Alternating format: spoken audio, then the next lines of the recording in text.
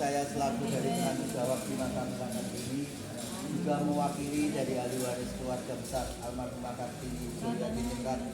Pertama-tama saya ucapkan selamat datang kepada panjenenganipun Bapak Ibu pengajar dari MI Sabilul Muttaqin Sedan. Di sini kami juga ingin menyampaikan rasa terima kasih kami yang sebesar-besarnya, di mana di tengah-tengah kesibukan dan aktivitas panjenengan semua, panjenengan masih bisa meluangkan waktunya jauh-jauh hanya untuk bisa berada bersama-sama di tempat ini guna mendoakan almarhumah Kartini Joyadiningrat. Terus terang dari pihak keluarga kita tidak bisa membalas apa-apa, hanya doa kami semoga yang dari panjenengan semua senantiasa mendapat ridho dari Allah SWT. MI Sabilul Muttaqin Sedan, semoga di tahun ajaran yang akan datang semakin banyak muridnya. Amin. Semoga para pengajar-pengajarnya semoga selalu dalam lindungan Allah SWT.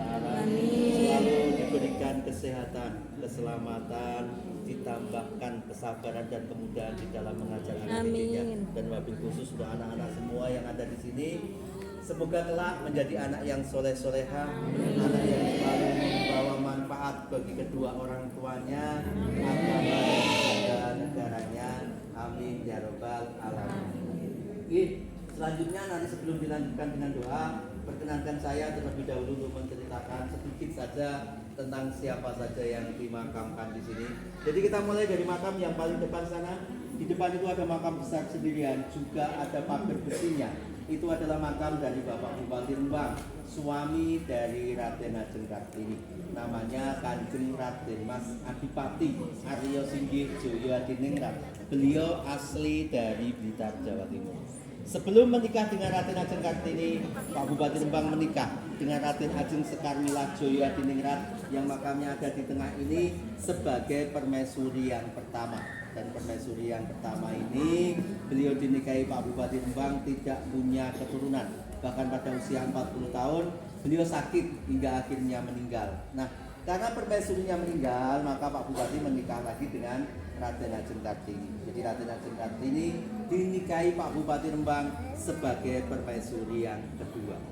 Raden Ajeng Kartini Joyadiningrat, begitu nama lengkapnya. Beliau lahir pada tanggal 21 April tahun 1879.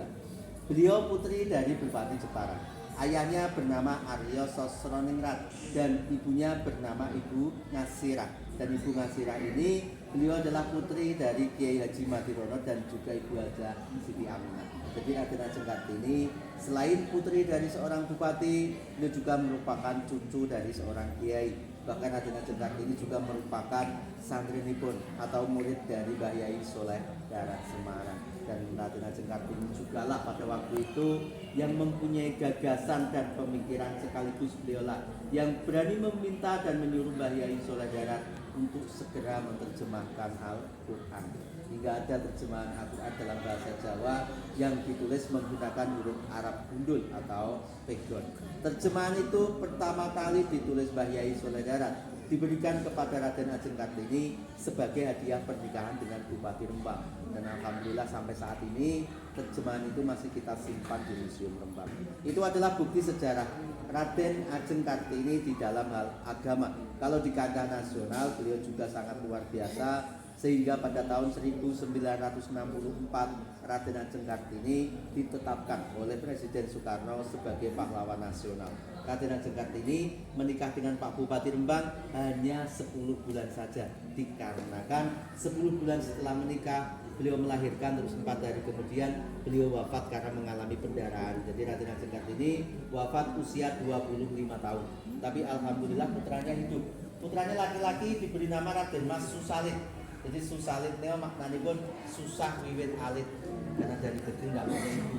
Nah, Pak Susalit putranya Bu Kartini, beliau hidup hingga usia 5-8 tahun. Beliau dulu pensiunan tentara dengan pangkat Mayor Jenderal TNI Angkatan Darat. Pak Susalit wafat tahun 62 makamnya ada di bawah pagar besi ini, Panglima Divisi 3. Ini adalah Pak Susalin, satu-satunya putra dari Bu Kartini. Dia juga menikah dapat orang Tegal yang makamnya agak di sampingnya agak kuning ini.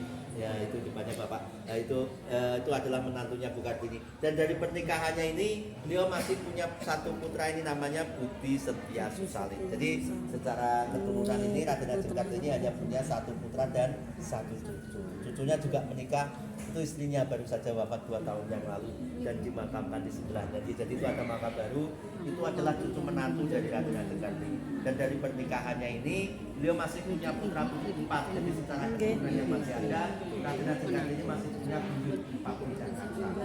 Itu adalah keturunan langsung dari Raden Ajeng Kartini. Sedangkan untuk makam kecil yang di dalam ini ada makam kecil ini namanya Raden Ajeng Sri Urip Joyadiningrat. Beliau adalah putri dari permaisuri yang ketiga Pak Bupati Rembang. Jadi setelah Raden Ajeng Kartini wafat, Pak Bupati menikah lagi dengan putrinya Pak Purbono ke-8 Solo sebagai permaisuri yang ketiga, dan permaisuri yang ketiga ini beliau waktu melahirkan beliau wafat bersama dengan putrinya. Jadi dua-duanya wafat. Ini putrinya saja yang dimakamkan di sini untuk mewakili ibunya, karena jenazah ibunya sesuai dengan adat keraton diminta kembali lagi ke keraton Solo. Jadi Pak Bupati Rembang permaisurinya ada 3 di dalam pagar besi yang besar ini. Yang tengah yang pertama Raden Ajeng Kartini, yang kedua, cuma yang ketiga diwakili oleh putrinya. Sedangkan untuk makam yang lainnya ini adalah makam anak cucu Pak Bupati Rembang, tapi dari istri selin-selinnya. Karena Pak Bupati Rembang selain permaisuri 3 ini dia juga punya selin 4. Jadi secara keseluruhan Pak Bupati Rembang istrinya ada 7 dan anak berhasil ada 9. Jadi mungkin hanya itu.